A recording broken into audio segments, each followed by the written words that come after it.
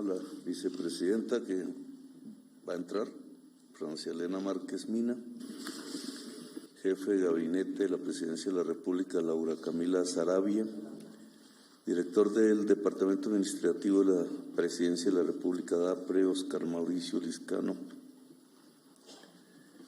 a las ministras, ministros, todos aquí, funcionarios del Gobierno Nacional, periodistas, aquí tenemos casi una manifestación de periodistas de los diferentes medios de comunicación nacional e internacionales.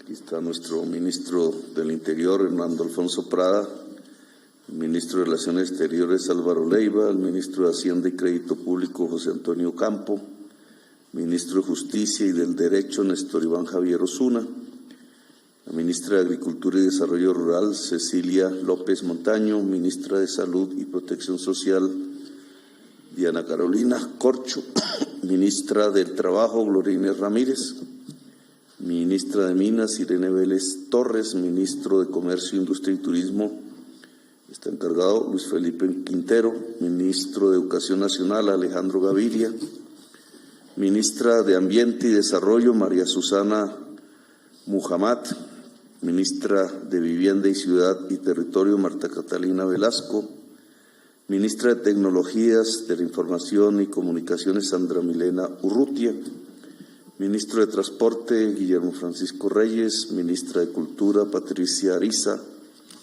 ministra del Deporte, María Isabel Urrutia, ministro de Ciencia, Tecnología e Innovación, Arturo Luis Luna, secretario jurídico de la Presidencia de la República, Vladimir Fernández Andrade, consejero presidencial para las regiones, Luis Fernando Velasco, consejera presidencial para la Juventud, Gabriela Pozo Restrepo, consejera presidencial para la Equidad de la Mujer, Clemencia Carabalí. Con este equipo hemos asumido estos 100 días de trabajo intenso, interesante indudablemente, pero que hay que meter en el contexto que corresponde, porque hasta ahora nosotros, la señora vicepresidenta, hasta ahora nosotros hemos gobernado con el presupuesto en el último tramo que dejó el presidente Duque aprobado el año pasado, y por tanto con su plan de desarrollo aprobado por el Congreso de la República y que se extiende hasta que se apruebe el nuevo plan de desarrollo Colombia, potencia mundial de la vida. En ese contexto, que es el que le corresponde a todos los presidentes y ojalá presidentas de Colombia, bajo las normas vigentes, es que se celebran los tales 100 días de gobierno. Es decir, es más una aplicación, una administración que hace un presidente elegido del programa de gobierno del presidente anterior. Esa tensión, cuando se trata de proyectos políticos diferentes,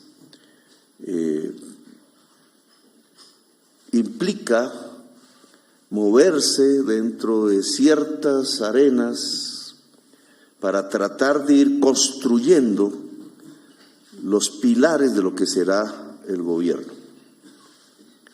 Es una construcción con lo que se tiene, que no estaba pensado en función de esos nuevos programas, para que esos nuevos programas vayan cobrando por lo menos las iniciativas, los pilares fundamentales que se desarrollarán en los años por venir. Y eso hemos hecho con este equipo que aquí hemos designado. Cuando hablamos de Colombia, potencia mundial de la vida, el tema central, la vida, tiene dos connotaciones necesariamente. La vida es vida humana y es vida natural, vida de la naturaleza, animal o vegetal. Vida humana y vida de la naturaleza.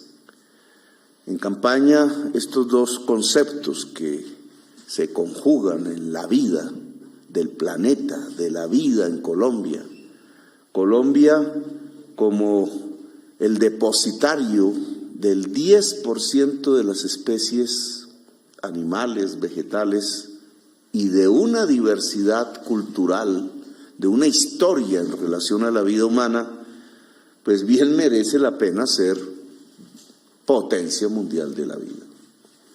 Hay cosas que acortan, que ciegan la vida, que la matan.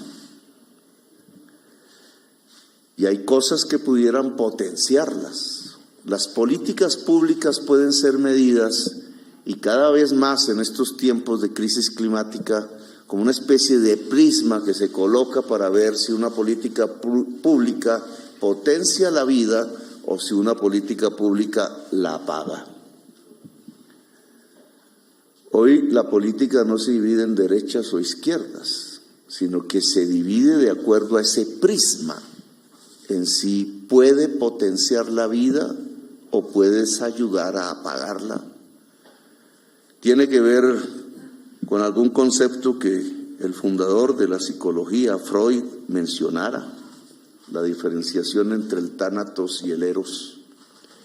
El eros como la pulsión de la vida, decía él, y el tánatos como la pulsión de la muerte. Alguien diría, no, pero ¿cómo se le ocurre a Petro si es que quién va a estar en contra de la vida? Pues estamos presenciando los primeros tiempos de una posible extinción de la vida por culpa de políticas públicas en el mundo. Ni más ni menos, esa es la calificación de los tiempos que estamos viviendo, es la tensión que se vive hoy en todo el planeta Tierra, es lo que está ocasionando los hechos que la prensa todos los días muestra como noticias del mundo o como noticias colombianas. El que tengamos hoy 500,000 de personas víctimas, afectadas, damnificadas por una ola invernal, no tiene que ver con un tema natural, geológico. Esa agudización, el vivir en la ola invernal más cruda desde los últimos 40 años, tiene que ver con unas políticas públicas. La mayoría mundiales, ni más ni menos la composición química de la atmósfera en términos de partículas de CO2 equivalentes, que tienen que ver con un modelo económico, una forma de producir y de consumir específicas en una parte de la historia de la humanidad, muy pequeña para toda su historia, pero determinante porque la puede matar. Creo que nunca antes la especie humana había estado tan cerca de su extinción que cuando logra 8.000 millones de personas en el planeta Tierra, que es la llamada crisis climática. Políticas públicas que pueden entonces matar y políticas públicas que pueden hacer entonces vivir. Y en el programa de gobierno lo que nos propusimos y nos proponemos es que este gobierno es un gobierno militante de la vida. Y en sus dos aspectos, la vida natural, para lo cual propusimos un conjunto de medidas que tienen que ver con la justicia climática, unas nacionales, otras luchas mundiales, y un bloque de políticas públicas que tienen que ver con la vida humana en Colombia y que se centran alrededor de un concepto que se llama justicia climática, justicia social. Justicia climática y justicia social son las bases para lograr que Colombia sea una potencia mundial de la vida. Ese es el programa de gobierno. En la justicia social, ¿qué? En la justicia climática, ¿qué? Allí se desencadena una multitud de políticas públicas, parte de las cuales hemos asentado en estos meses, en estos 100 días, hemos impulsado, están en plena construcción. Aún algunas no pueden ver la luz de la política, en tanto será el año entrante que puedan ser impulsadas, como reformas de ley o como decretos o como políticas públicas concretas. Justicia climática y justicia social tienen que tener una base de financiación, que no es solamente los tributos que le llegan al Estado para financiar en concreto las políticas públicas, sino que tienen que ver con el conjunto de la economía de donde salen los tributos. Los tributos están determinados no solamente por la ley tributaria, sino por la base económica del país. Y la base económica del país, eso que llamamos la economía, fue propuesto en la campaña electoral, debe transitar hacia una verdadera creación de riqueza sostenible. La producción.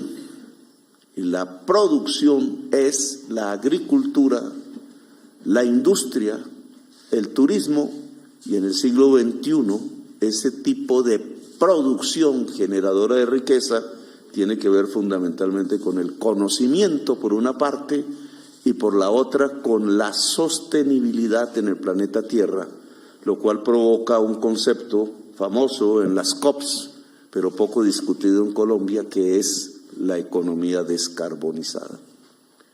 Salir de una economía extractivista y pasar a una economía productiva descarbonizada. Esa es la base de la financiación, de la justicia social, de la justicia climática y, por tanto, lo que puede originar una potencia mundial de la vida en Colombia. Bueno, en estos 100 días, ¿qué ha pasado con eso? En estos 100 días hay una serie de hitos que se han podido producir en el conjunto del trabajo de este equipo aquí presente. Unas más avanzadas, otras no tanto. Aquí hay un resumen de esos hechos que ya ocupa varias páginas. Entonces, aquí se relatan 50 hitos. Iban a poner 100, pero entonces no da para hacer la conferencia de prensa, entonces pusieron 50. ¿Me tocaría leerlos? Sacamos la espada de Bolívar e iniciamos el gobierno del cambio. Recuperamos la espada de Bolívar e iniciamos el gobierno del cambio.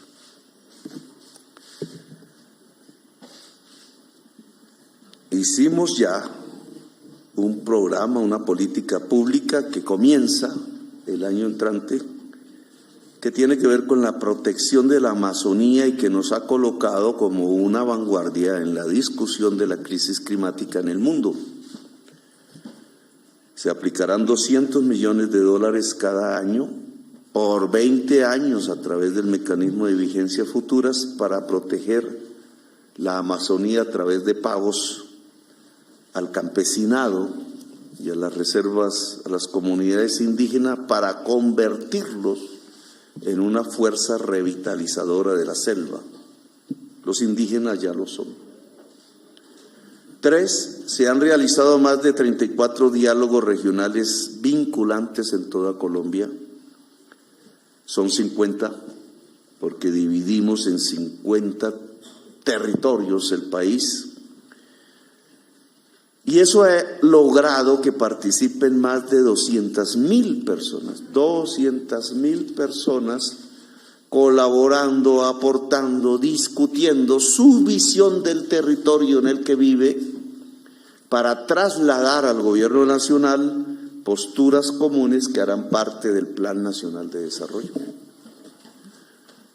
Creo que nunca se había aprobado un Plan Nacional de Desarrollo desde que existe la norma con tal participación ciudadana.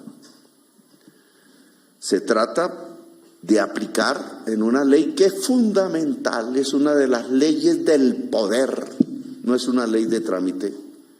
Del Plan Nacional de Desarrollo se derivan prácticamente todas las políticas públicas que se harán en los próximos 4 años y los presupuestos que se presentarán al Congreso en los próximos 4 años. Y allí, en esa fuente de esa ley de poder, la base es la participación de quizás, cuando acabemos los 50 diálogos regionales, de 300,000 colombianos y colombianas, que a través del discernimiento de su visión territorial se convertirán esos discernimientos, esas visiones en ley fundamental. Como ya se ha determinado. 4, se inició la reforma agraria, no solamente identificando, proceso que ya venía de antes, cuál es el mapa de las tierras fértiles de Colombia, de 15 a 20 millones de hectáreas. La mitad de nuestras tierras son selvas. 44 millones de hectáreas tienen nuestras selvas, la mayor, la selva amazónica. Ahí no se puede sembrar. En general, ahí no se puede ver el territorio como un instrumento productivo. Ahí no se debe explorar minerales. Ahí es el reino de la vida humana y natural, porque sin esas selvas llegaríamos al punto de no retorno en el camino de la extinción de la humanidad. He ahí la importancia. Por tanto, en el resto del país hay unas tierras que pueden servir para ganaderías, hay unas tierras que pueden servir para conservar el agua que fluye, uno de los primeros potenciales del mundo en términos de agua. Hay unas tierras que pueden servir, gracias al agua, para sembrar. Esas son las tierras fértiles. Y van entre 15 y 20 millones de hectáreas, solo que nuestra agricultura no está ahí prácticamente, la agricultura de alimentos. Solo que nuestra agricultura de alimentos ocupa 2.5 millones de hectáreas. Y entonces, ¿qué pasa con el resto? Que no están en las tierras fértiles, sino que están en las montañas, los campesinos, a veces en los bordes de la selva, a veces en los bordes de las aguas, en territorios inundables.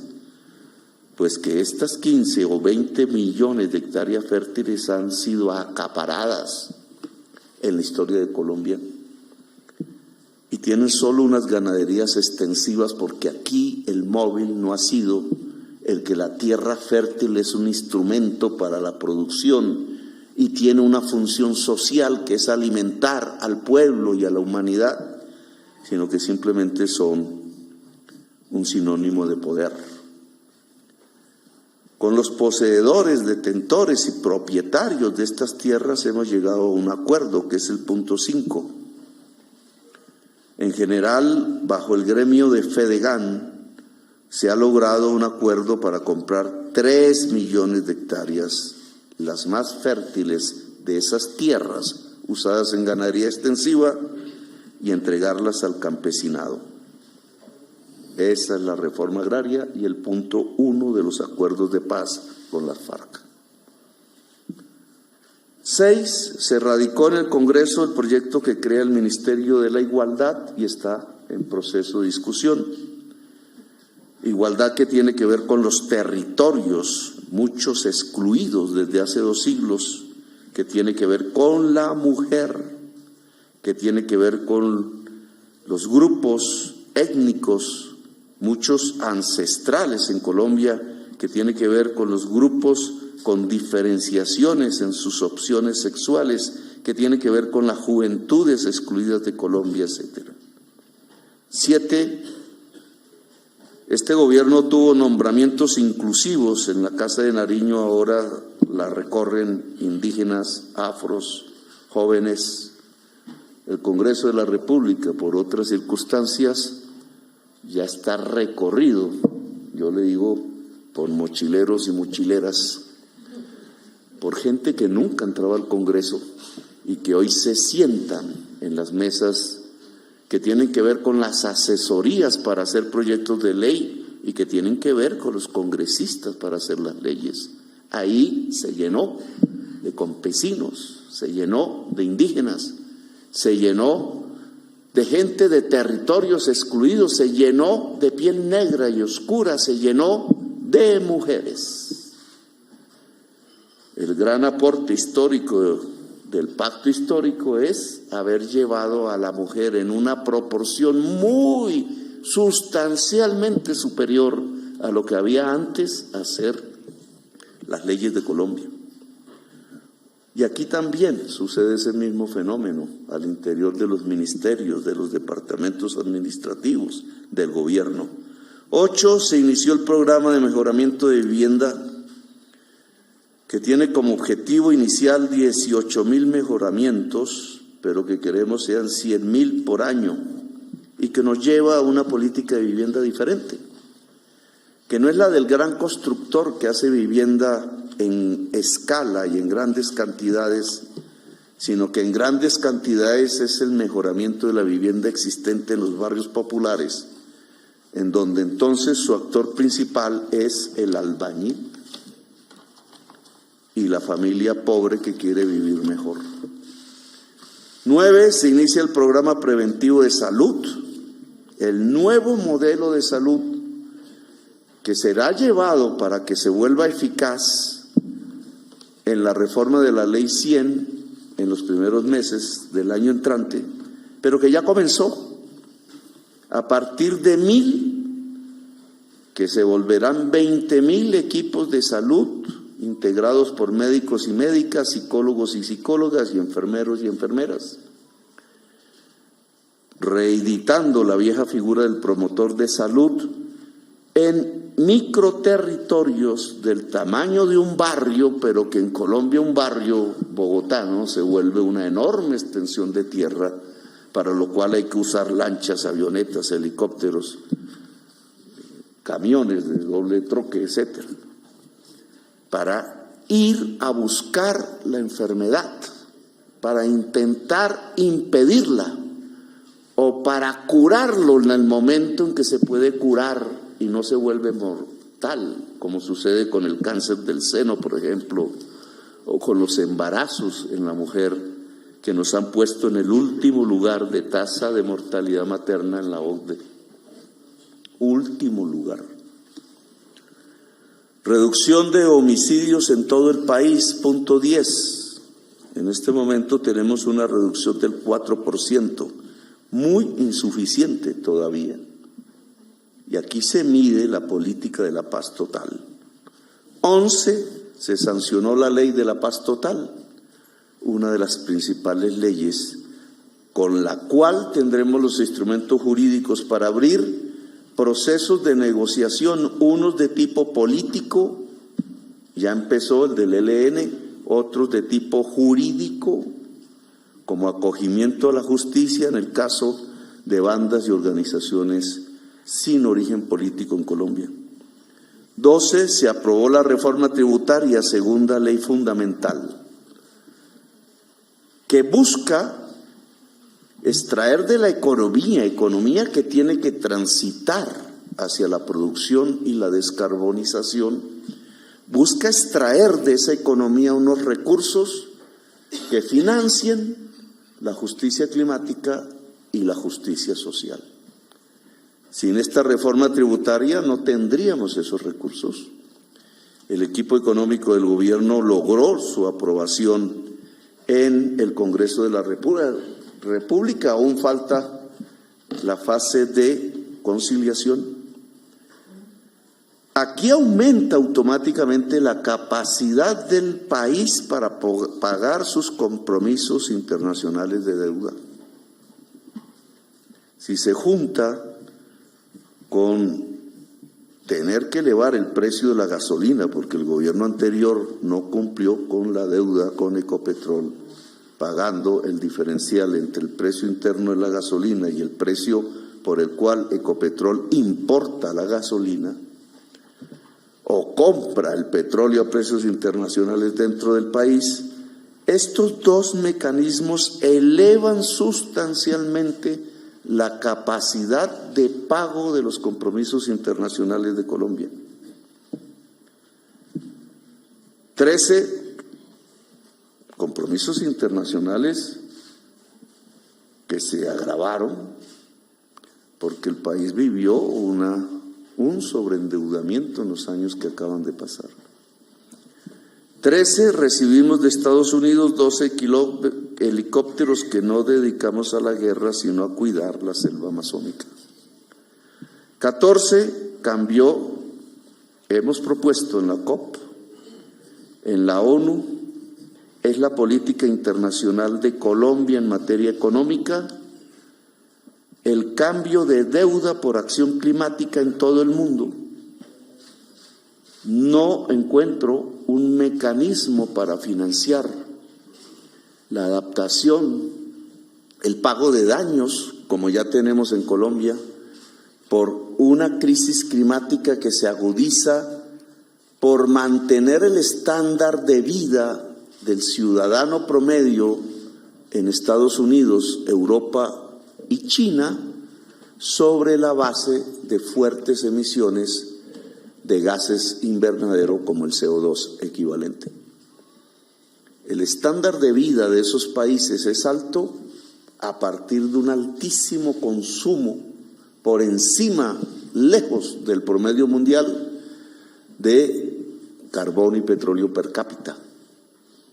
Los daños ocurren aquí, ocurren en Pakistán, ocurren en todo el planeta y son millones y serán decenas de millones y serán centenares de millones de personas las víctimas si no logramos adaptar el territorio a la crisis climática. Y para financiar eso ya no alcanzan los recursos internos de los países. Se necesita una reforma del sistema financiero mundial en la banca multilateral que tiene un eje, cambiar porciones del endeudamiento de los países en desarrollo, bajarla para liberar presupuestos para financiar la acción climática que se necesita para reparar los daños y para preparar los países a peores eventos de crisis climática si no somos capaces en el mediano plazo de dejar los combustibles fósiles en el mundo. Colombia se ha vuelto vanguardia de esta propuesta. Hoy escuché al delegado del presidente Biden para asuntos climáticos, John Kerry, acometerla como una política pública de los Estados Unidos. Ojalá en el G20 que se reúne ahora se pueda volver una política pública mundial. Él habla de centenares de miles de millones de dólares de reducción de la deuda mundial. Pues esa es la cuantía. Solo en América Latina, para adaptarnos en las primeras de cambio a la crisis climática, necesitamos casi 200.000 millones de dólares en todo el continente. Tal el tamaño de la crisis y tal la necesidad de soluciones de urgencia que llevan a una transformación estructural del sistema económico mundial. 15. Desde Nueva York iniciamos un llamado a descarbonizar la economía, a reformar la lucha contra las drogas y a la construcción de la paz. Crisis climática, política de drogas no represiva, sino preventiva, y construcción de la paz son nuestros 3 ejes en la política internacional de Colombia y se están adelantando. 16. Nos proponemos dar un paso sustancial en la educación gratuita superior en Colombia. 17. Se sancionó el acuerdo de Escazú, tercera ley fundamental, porque esta le entrega poder a la ciudadanía para informarse, para participar y para cuidarse en todo proyecto que tenga que ver con afectaciones al medio ambiente en el país. 18. se restablecieron las relaciones Venezuela-Colombia, lo que nos permite recuperar la frontera, lo que nos permite mejorar la calidad de vida de inmigrantes, tanto venezolanos en Colombia como colombianos en Venezuela, que son millones de personas. 19, hemos comenzado ya a entregar las transferencias de 500,000 pesos mensuales a madres cabeza de hogar con niños por debajo de los 18 años. Este programa rompe la política asistencial de los anteriores gobiernos, que se limitaban a entregar limosnas. Ninguna transferencia a persona hecha como política social en los años anteriores sacaba a nadie de la pobreza, porque su monto era tan pequeño que ni siquiera superaba lo que el DANE ha fijado como líneas de pobreza extrema, o peor aún, como líneas de pobreza monetaria. 500,000 pesos mensuales está por encima de la línea de pobreza fijada por el DANE. Es decir, que automáticamente cada mujer que reciba este subsidio mensual sale de la línea de pobreza estadísticamente hablando. Tiene dos objetivos. En primer lugar, que haya alimentación para los niños menores, en donde se aglutina lo peor de la desnutrición, porque aquí se vuelve irreversible. Es una política contra el hambre, es una política de dignificación de la mujer, porque estas mujeres, en general abandonadas por hombres que no cuidan su descendencia, en una sociedad machista terminan teniendo un apoyo del Estado para salir adelante y no para caer en el sifón que significa tratar de criar hijos solas en la pobreza. Generalmente mujeres jóvenes, no siempre. Y tiene un segundo objetivo, y es que hay que articular más tarde, cuando madure el programa, que llegará a 1,5 millones de mujeres. 1,5 millones de mujeres que salen de la pobreza y que sacan a sus hijos de la pobreza. En teoría estamos hablando de 3,5 millones de personas que sacamos a partir de esta transferencia, que es el embrión de la renta básica ciudadana. Hay que articularla, una vez madure el programa, al estudio como un requisito para la transferencia. No será ahora, porque necesitamos disminuir el hambre, pero en el proceso de maduración de la política pública hay que ligar la transferencia a que la madre pueda tener, por educación, sea física, sea virtual, educación. Porque al final es habilitar a la persona para sostenerse en la vida por fuera de la pobreza. 20, fortalecimiento de la interdicción marítima, que es el cambio de nuestra política antidrogas, que de echar veneno sobre la familia campesina o de encarcelar al joven consumidor popular,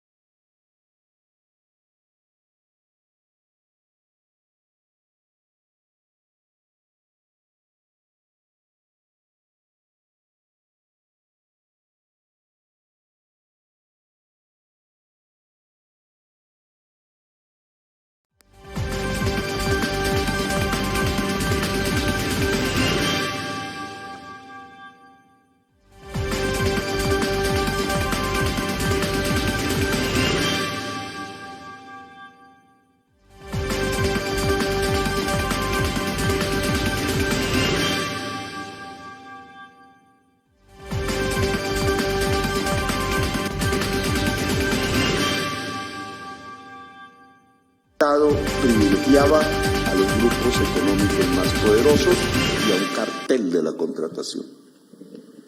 Lo hemos democratizado. Lo mismo buscaremos en INVIMA. Lo hemos democratizado para que cualquier organización popular pueda contratar con el Estado y formar lo que llamamos las alianzas público-populares.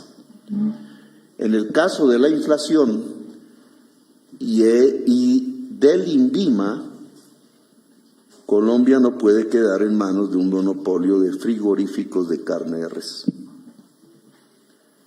Se ha llegado a ese punto porque el INVIMA acabó con la figura del matadero municipal. Hay que dar vuelta atrás. Hoy se ha elevado el precio interno de la carne, no porque cueste más, sino porque la han equiparado al precio internacional de la carne que le pagan al exportador de ganado en pie. Y el producto de eso es hambre en Colombia. Es una especulación. Y se produce porque hay un monopolio, más exactamente un oligopolio, en la transformación del ganado en carne para la venta al público. Y esto se elimina si se democratiza. Y el INVIMA entonces tiene que jugar el papel de democratizador de la economía y no de concentrador de la economía colombiana. 47, se abrió la Casa de Nariño para todos. 48, los patrulleros, policías y soldados de nuestro país podrán estudiar. Este es un programa bandera. 49, mesas de trabajo para determinar la tarifa y reducción del SOAT para motociclistas. Y 50 puntos suspensivos, el cambio continúa. Entonces, aquí presento un balance de todos estos 50 puntos de los 100 días del gobierno. Gracias por haberme escuchado.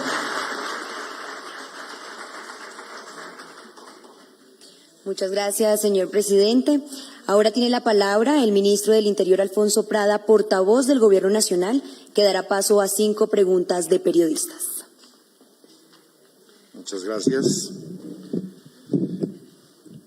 Tienen representación en este segmento de preguntas que va a responder el señor presidente de la República, la radio, la televisión, los influenciadores, la prensa escrita, la prensa internacional y los medios comunitarios alternativos. Tiene la palabra Caroline Morales de RCN Radio. Aquí estoy. Buen día, presidente, y a todos. Presidente, usted habla de descarbonizar la economía. Pero la realidad es otra. Finalmente Europa está en esta crisis energética por cuenta de la guerra entre Rusia y Ucrania. La pandemia ha hecho lo suyo, ha ralentizado de alguna manera también esta transición energética para que sea de una manera más rápida. ¿Qué tanto reconoce este gobierno, presidente Petro, esa cruda realidad de no poder o no dejar de producir estos combustibles fósiles en el corto y mediano plazo? ¿Qué tanto reconoce el gobierno esta realidad? Y también preguntarle, ¿usted podría decirnos los nombres del equipo negociador del gobierno que dialoga en este momento con la guerrilla del ELN? Esa la voy a responder, pero las preguntas, de acuerdo al tema, invitaría a que los ministros y ministras le respondieran ahora. Los ministros y ministras quedarán a disposición de ustedes para, en sus temas, recibir sus inquietudes y hacer las entrevistas, ya profundizando en aspectos particulares. Lo que usted dice es eso, es cierto, no, que si reconozco no, pues esa es la evidencia, y es un retroceso de la humanidad. O sea, eso no es para aplaudir. O sea, lo que hicimos fue acelerar el cronómetro de la extinción. Por eso la política internacional de Colombia en relación al conflicto en Europa es tregua, diálogo y paz, que será presentada el 25 de noviembre al conjunto de los presidentes latinoamericanos para una declaración común, si es posible. Nosotros estamos es por la paz del mundo, porque si no, como lo dije en la COP, estamos perdiendo los tiempos cortos que tenemos para salvar de la extinción la especie humana. La ciencia ha dicho que quedan 10 años para tomar las medidas que impidan que lleguemos al punto de no retorno. Si esos 10 años lo usamos en guerra, se acabó. Así es simple y así es grave. Hablando con el canciller alemán, con el primer ministro Scholz, en Egipto, tuvimos una entrevista bilateral, que es el país que, dependiendo del gas ruso, ahora en el invierno ha decidido prender sus termoeléctricas en base a carbón, que es un retroceso verdadero. Ha dicho que él compensa a la humanidad, porque si bien va a aumentar su demanda de carbón ahora, va a adelantar el cierre de esas termos que estaban para el 2038 al 2030. Es decir, que a pesar de que ahora hay un incremento sustancial de consumos de gas, carbón y petróleo, lo que va a venir, si logramos frenar la guerra, es una caída sustancial de esos consumos. En la OCDE, en mi reunión en la OCDE en París, se nos entregó un estudio, acababan de presentar a la OCDE, de la Agencia Internacional de Energía, que calcula, son 500 páginas, calcula las demandas de petróleo y carbón del mundo para 2030-2050. Para el caso del petróleo, en el 2030 se tendrá el 75% de la demanda actual, para el 2050 el 60%. Como bien lo anotó César Ferrari, los consumos de petróleo, los productos del petróleo que saldrán son los más caros, es decir, los crudos pesados, quedarán los más livianos en el tiempo de aquí a 7 años. Colombia tiene crudos pesados. Entonces, digamos, tenemos un tiempo que es corto, depende de la perspectiva, en donde tenemos que garantizar las transiciones que se necesitan. Ya hablaremos de este tema más particularmente, porque no es digamos, fácil. Entonces, ¿cuáles son las opciones? Turismo, hidrógeno verde, y lograr disparar la construcción de una estructura productiva, económica en el país, en términos de agricultura y de industria, que es todavía mucho más complejo. Pero son las opciones que tenemos para una realidad mundial que tenemos, como dice tu pregunta, que aceptar. Y es la disminución en el mediano plazo de demandas por los productos que son los principales productos de exportación de Colombia. Si no nos preparamos, habría una crisis de balanza de pagos. Es deber de este gobierno, así ese 7º año no esté aquí en mi gobierno, pero está en el próximo gobierno, preparar las condiciones sólidas para que la balanza de pagos de Colombia no sufra daño en el proceso de transición que el mundo se ha impuesto. Entonces, dejo ahí porque ya será materia más específica del tema energético y del tema de la descarbonización de la economía, pero es lo que nos va imponiendo el mundo, la humanidad. El tema de la lista del ELN, pues ya en su momento el comisionado de paz expresará sus nombres, se está completando la del gobierno. Podrá hablar de ese tema con la prensa ya en particular, sobre cómo vamos en términos de diálogo con el ELN y de paz total en Colombia. Y te contesto la pregunta. Muchas gracias, presidente. En representación de los periodistas que hacen y cubren televisión, David Parra, de Cable Noticias. Presidente, gabinete, buenas tardes. La pregunta es la siguiente. Hoy en el Congreso de la República se está discutiendo la posibilidad de extender el periodo presidencial y de alcaldes y gobernadores. Queríamos saber si el presidente apoya esta iniciativa y si el tiempo que tiene en su periodo le va a alcanzar para cumplir sus propuestas de campaña. Muchas gracias.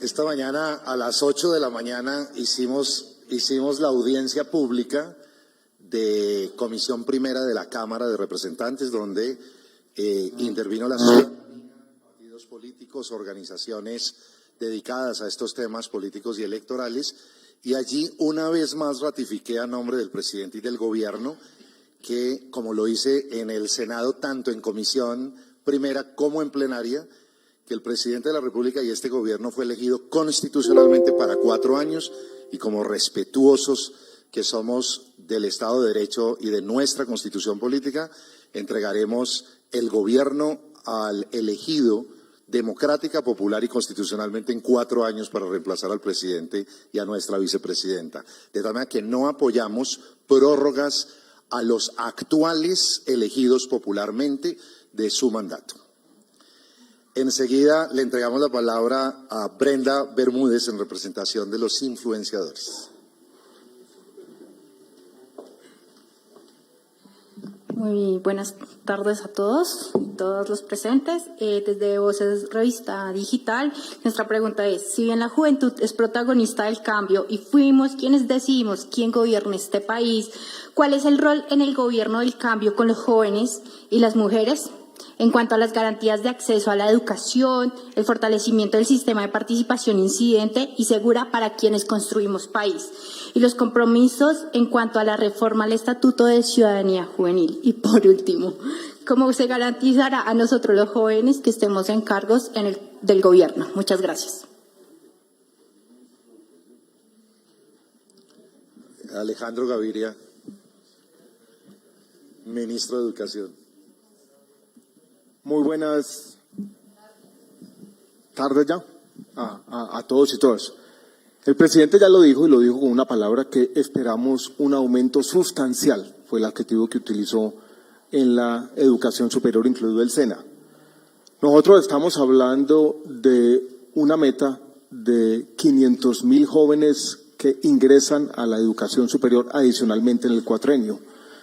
Para contextualizar esta meta, en los 30 años que han pasado desde la aprobación de la Ley 30 del año 1992, el aumento de la cobertura del sistema público universitario ha estado entre 150 y 200.000 personas. Entonces es una meta ambiciosa. Para eso estamos discutiendo, entre otras cosas, la reforma a la Ley 30 del año 92. El último ajuste que le hicimos al Presupuesto General de la Nación contiene el aumento más grande en los recursos que van a las universidades públicas de Colombia, creciendo IPC más 5 puntos porcentuales. Estamos reformando el modelo de aseguramiento de la calidad para que las universidades innoven. Ya el presidente se refirió de manera exhaustiva también a lo que se hizo al ICETEX. Esto es, el cambio continúa. Este es un comienzo para ir construyendo una sociedad más justa, más digna y más decente para los jóvenes. Gracias. En representación de la... Gabriela, consejera presidencial de Juventud. Bueno, muy buenas tardes. Buenas tardes para todos y todas. Bueno, respecto al tema de la reforma del Estatuto de Juventud, desde la Consejería Presidencial para la Juventud hemos lanzado una ruta de estímulos, la cual es un mecanismo de participación desde los procesos locales, distritales, departamentales, que llegarán a los consejos y las plataformas nacional para construir lo que será las garantías de participación para los consejeros y los jóvenes que están en las plataformas de juventud, de cara al Plan Nacional de Desarrollo, que también servirá como insumo insumos para la reforma del Estatuto de Juventud. Hay unos proyectos de ley, nos servirá como insumos también. La idea es poder pensarnos una reforma del Estatuto de Juventud que sea vinculante, incidente para toda la juventud colombiana y que permita tener las garantías suficientes de participación. También se realizará un encuentro nacional de juventud el 1, el 2 y el 3 día de diciembre en la ciudad de Medellín, el cual pues esperamos una participación de 2.500 jóvenes a nivel nacional y de cara al Plan Nacional de Desarrollo y a la reforma del Estatuto de Juventud. Queremos ofrecerle la palabra a nuestra consejera presidencial de Mujer. Muchas gracias. Bienvenida. Buenas tardes para todos y para todas. Con relación a la participación de la mujer, pues creo que este ha sido uno de los sectores de la población con mayor participación en los diálogos vinculantes. Con mi equipo he tenido la oportunidad de acompañar casi todos los diálogos que se han hecho a lo largo y ancho del país y hemos podido ver esa enorme participación de las mujeres, como siempre, por la construcción de un país en paz, de un país con justicia social, de un país del cambio, donde quepamos todos y todas. Por otro lado, el presidente también ya ha sido, pues en su informe, nos ha informado de las acciones de inclusión que se están haciendo, especialmente en las relacionadas con garantizar condiciones para que las mujeres madres de familia puedan no solo sacar adelante a sus hijos, a sus familias y a su comunidad, porque nuestra labor también es una labor de comunidad, sino también que nos estamos pensando cómo garantizamos condiciones para que las mujeres jóvenes especialmente podamos estudiar. Por otro lado, desde la creación desde la radicación del proyecto del Ministerio de la Igualdad, tenemos previsto de la mano de ese proyecto, de ese Ministerio de la Igualdad, la creación del Sistema Nacional del Cuidado, donde las mujeres, la población LGTBIQ+, la población en condición de discapacidad, pero también los jóvenes, pues van a jugar un papel fundamental en este Sistema Nacional de Cuidado, que además desde la vicepresidencia tenemos la meta de construirlo de manera participativa. Por otro lado, en articulación con la vicecanciller, hemos avanzado en la construcción de una ruta para la creación del Programa Nacional para la implementación, de una ruta nacional para la implementación de la Resolución 1325. Esto es también garantizar condiciones para que las mujeres que además le hemos aportado y sabemos cómo construir paz desde nuestros hogares, desde nuestras comunidades, desde los territorios, pues aportemos a la construcción de esta paz total. Esta ruta implica unos ejercicios en los territorios, ojalá más o menos como los que hemos hecho con los diálogos vinculantes, donde podamos recoger los sueños, las expectativas, las experiencias, pero también pues como todas esas esperanzas y las capacidades que tenemos las mujeres para construir paz en este país. Así que creo que este definitivamente es el gobierno no solo de las regiones, el gobierno del pueblo, sino que es el gobierno de la participación. Un gobierno que anhelamos hacerlo entre todos y todas. Muchas gracias. Muchas gracias, Clemencia. Llamamos a Mayra Tenorio, del diario El Tiempo, en representación de la prensa escrita. Buenas tardes, señor presidente y gabinete. La reciente encuesta Inbamer mostró que la principal preocupación de los colombianos es la economía, por encima de la corrupción y la inseguridad. Así que, ¿cómo piensa el gobierno afrontar esas preocupaciones de los colombianos y particularmente de los mercados? Antonio Campo, ministro de Hacienda. Bueno, encantado de estar con todos ustedes el día de hoy. Bueno, la tarea es compleja en razón de los efectos internacionales que se están viviendo debido pues a la inflación, que es un fenómeno mundial que en gran medida asociado a la invasión de Rusia a Ucrania y los impactos que ha tenido sobre precios de alimentos, fertilizantes, precios de productos de petróleo y carbón. Y por otra parte, la amenaza de recesión internacional que está habiendo. Aunque debo decir que algunas señales han sido positivas en los últimos días, que dan alguna esperanza de que digamos, sobre todo el aumento de tasas de interés, que es el tema que más directamente nos afecta, comience a mitigarse. De hecho, debo decir que las últimas semanas hemos tenido una reducción significativa de nuestros márgenes de riesgo, tanto en el mercado interno como en el mercado internacional, con lo cual, digamos, ese efecto sobre tasas de interés se debe, digamos, mitigar. En todo caso, debo señalar que la economía pues va a tener una desaceleración. Esperamos que algunos programas sociales digamos, ayuden a contrarrestar sobre todo el impacto social, pero también el impacto económico. Como le dije ampliamente en el debate de la reforma tributaria en el Congreso, por lo menos en los años que yo he enseñado economía, que son bastantes, cuando uno pone impuestos, pero al mismo tiempo se trasladan en programas sociales, el impacto sobre la economía es positivo. Así que, digamos, el efecto conjunto, digamos, de la reforma tributaria con el mayor gasto social de Colombia va a tener un impacto positivo y va a ayudar a mitigar, digamos, ese impacto. Esperamos también que con la mejora en la inflación, tanto el Banco de la República como el Ministerio de Hacienda estamos esperando una inflación del 7% el año entrante. Eso además contribuya, de hecho, a aumentar digamos, los ingresos reales de los trabajadores colombianos, y eso también será un impacto positivo sobre la actividad económica. Muchas gracias, ministro.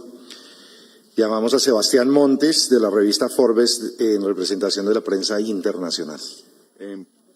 Presidente, vicepresidenta, ministros y consejeros, buenas tardes. Quisiera insistir en el tema de las negociaciones con el ELN. Quisiera saber cuándo van a comenzar los diálogos, cuándo se va a instalar oficialmente la mesa de diálogo, en dónde se va a instalar, en qué país, y qué rol van a jugar los países garantes, digamos España, Cuba, Noruega, Venezuela y más recientemente Francia han manifestado pues su interés en aportar a este proceso. Quisiera saber qué rol van a jugar, si eso ya se definió. Muchas gracias. Le trasladamos la palabra a nuestro alto comisionado para la paz, doctor Danilo. Un saludo a todas y todos los periodistas, al señor presidente, al gabinete de ministros y a la señora vicepresidenta y a las consejeras aquí presentes. El proceso con el ELN va en paso firme, se aplicaron los protocolos, como de todos es conocido. El equipo de representación del Gobierno Nacional se conocerá en los próximos días. Un día antes del reinicio de la mesa de conversaciones. En este momento estamos en la definición final de los protocolos de seguridad para el traslado de la delegación al lugar donde se desarrollarían estas conversaciones y, por tanto, sería improcedente darlos a conocer públicamente. Muchas gracias, doctor Danilo. Sobre los países garantes hay que volver a precisar que en este momento son Cuba y Noruega. Cualquier otro participante se conocerá luego de que se reinicie la mesa de conversaciones. Un punto del acuerdo fundamental en este tipo de conversación con el ELN es que nada se define unilateralmente. Y hasta tanto no se reinicie la mesa, los que están siendo solicitantes para ser garantes tendrán una respuesta. Muchas gracias, doctor Danilo. Y finalmente, Rodrigo Acosta, Central de Comunicación Comunitaria Alternativa, Medios Comunitarios. Señor presidente Gustavo Petro, buenas tardes. Un saludo muy especial para usted, doctora Francia Márquez, vicepresidenta de Colombia, a todo el gabinete y a las amigas y amigos colegas. Estamos en retransmisión por miles de medios comunitarios y alternativos el día de hoy. Y me ha correspondido hacer una pregunta considerando la necesidad del acceso al conocimiento, la cultura, de la libertad de expresión, del libre ejercicio y pleno del derecho a la comunicación, El acuerdo de paz contempla el fortalecimiento de los medios comunitarios y alternativos. ¿Qué consideraciones, señor presidente Gustavo Petro, tiene usted o su gabinete en torno a ese fortalecimiento de la comunicación comunitaria alternativa, pero también de la accesibilidad a Internet? Estamos hablando de más de 6.000 operadores pequeños en los municipios olvidados totalmente por el Estado colombiano hasta el día de hoy, y finalmente elevar el satélite Simón Bolívar. Colombia, es una propuesta que he realizado en estos diálogos ciudadanos, parece inminente ante la necesidad de lograr conectar el país, sus regiones, en especial en la parte rural y la parte alejada de Colombia. Gracias, señor presidente, y de verdad, con toda atención, agradecemos esta invitación porque por primera vez los medios comunitarios y alternativos estamos invitados en igualdad de condiciones que la prensa tradicional comercial, y por eso estamos aquí. Muy amables. Invitamos a nuestra ministra de TICS a que responda a esta pregunta. Bueno, muy buenos días para todos.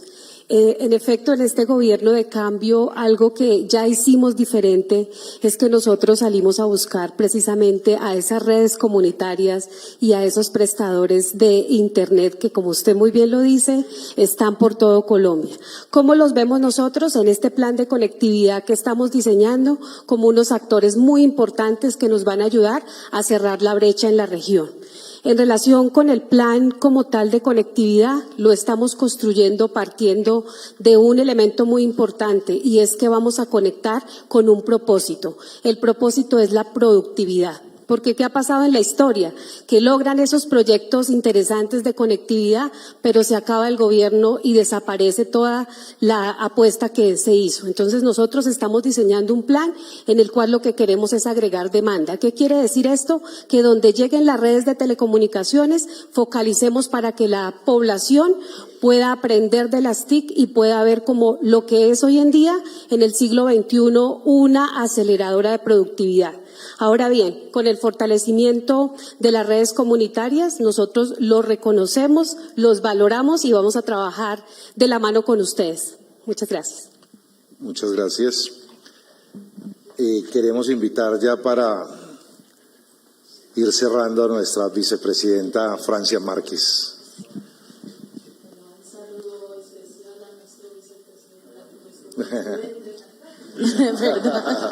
Equidad de género. Le estoy quitando a nuestro presidente Gustavo Petro, a todos nuestros ministros, consejeras, a todas las personas aquí presentes y por supuesto a los medios de comunicación, decirle al país que nuestra promesa de cambio está avanzando. No podemos negar que hemos encontrado trabas en términos de la burocracia institucional, pero poder decir que tenemos un excelente equipo de hombres y mujeres en su diversidad, dispuestos a devolverle la dignidad, la justicia, ¿sí?, la paz a nuestro país, creo que sigue sembrando la semilla de esperanza, nos sigue comprometiendo todos los días a todos, hombres, mujeres, quienes hoy estamos asumiendo un rol de funcionarios públicos, que también compromete nuestra ética en el ejercicio de gobierno. La transparencia, sí, en el hacer del gobierno ha sido fundamental en este camino. Nuestra lucha contra la corrupción ha sido claramente definida y de manera contundente hemos sido muy enfáticos en eso. En tanto sabemos que un recurso, un peso que se pierda es la negación de los derechos del pueblo colombiano. Nuestro enfoque en términos de justicia social, yo tengo que hablar de justicia de género, de justicia racial y por supuesto, como lo ha dicho nuestro presidente, de justicia climática, ha sido fundamental.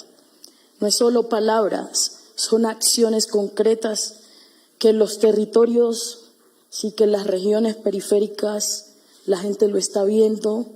Por supuesto, sí, cada líder social que pierde la vida, que es asesinado en nuestro país, nos duele, nos preocupa y nos seguimos enfocando en salvaguardar la vida.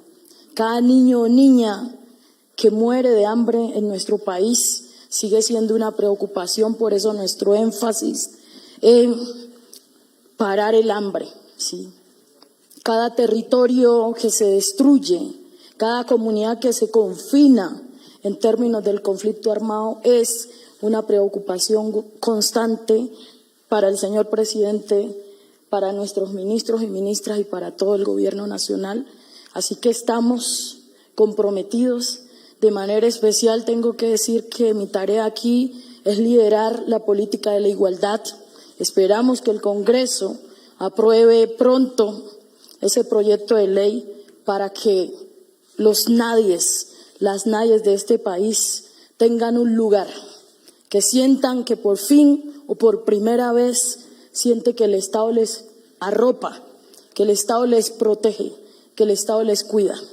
La igualdad para los jóvenes en términos de oportunidades de acceso a educación. Vengo de un territorio donde la oportunidad para un joven era tomar el arma. Hoy creo que la oportunidad de tomar un lapicero hace la diferencia. Por supuesto, nuestro compromiso con las mujeres. No va a haber igualdad de género en términos de la garantía de los derechos de las mujeres si no trabajamos una política de autonomía económica para las mujeres. Generar la independencia económica de las mujeres en nuestro país es ayudar a evitar que las mujeres sigan siendo violentadas en sus derechos. La política de igualdad para los pueblos étnicos, indígenas, afrodescendientes, palenqueros, ron, es y sigue siendo una tarea. Por eso acompañamos en la COT al presidente, porque no solamente queremos que se avance en frenar la deuda en términos del cambio climático, sino la deuda en términos de, el racismo y la discriminación y el patriarcado que, por supuesto, en estos efectos del cambio climático afectan de manera desproporcional a estas poblaciones. Es muy importante todo este trabajo que estamos haciendo. Seguimos con nuestro compromiso como gobierno en lograr el cambio y que esta Colombia hermosa, diversa, pero sufrida, pueda por fin tener algo de tranquilidad, pueda vivir en paz y sobre todo con dignidad humana. Gracias Colombia, gracias por acompañar este gran esfuerzo de trabajo, de lucha. Gracias a todos los jóvenes, hombres, mujeres. Tengo que decir aquí que por primera vez la comunidad LGBTIQ+, la población con discapacidad, tiene la voz y está participando en la construcción del Plan Nacional de Desarrollo. Es gratificante para nosotros que nos digan que por primera vez se sienten escuchados por un gobierno. Por supuesto, 100 días no nos da para cambiar 500 años de exclusión, de marginalidad, de violencia, pero sí estamos comprometidos, comprometidas, todas, todos, todes, con el cambio para nuestro país. Muchas gracias. A usted. Muchas gracias, vicepresidenta. Si no dispone otra cosa, señor presidente de la República, a nombre del equipo de gobierno, muchas gracias por la confianza y nuestro compromiso total por lograr el cambio en Colombia y lograr volver a Colombia potencia mundial de la vida. Muchas gracias a todos y a todas.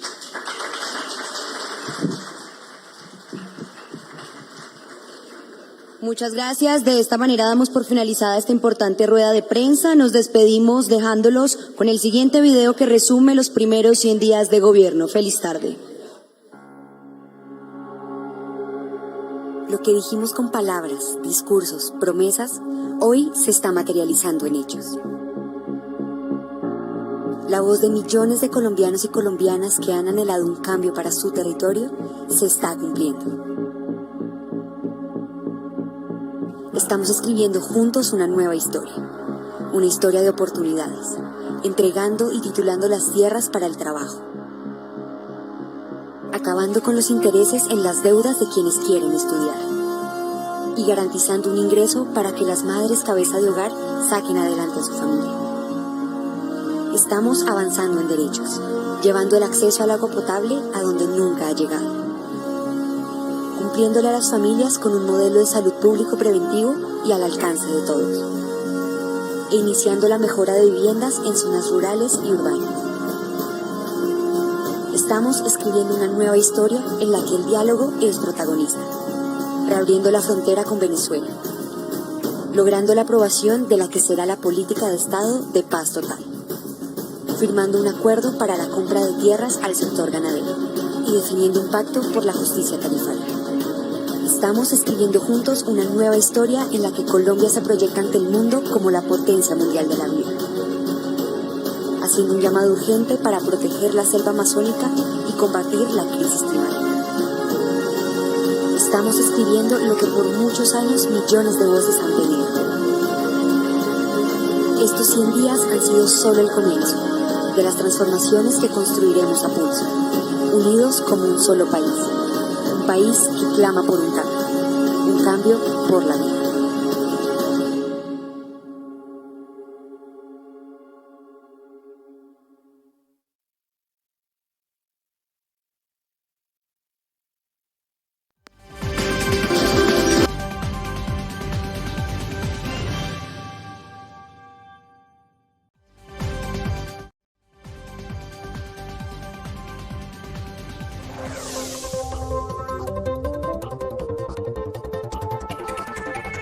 Somos Focus Noticias, canal especializado en la transmisión en directo de audiencias judiciales y foros jurídicos.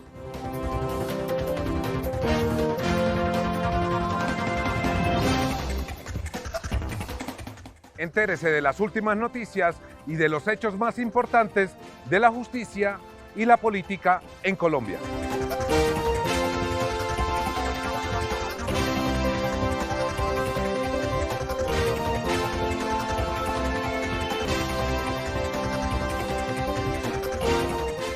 Focus Noticias, el canal de las audiencias.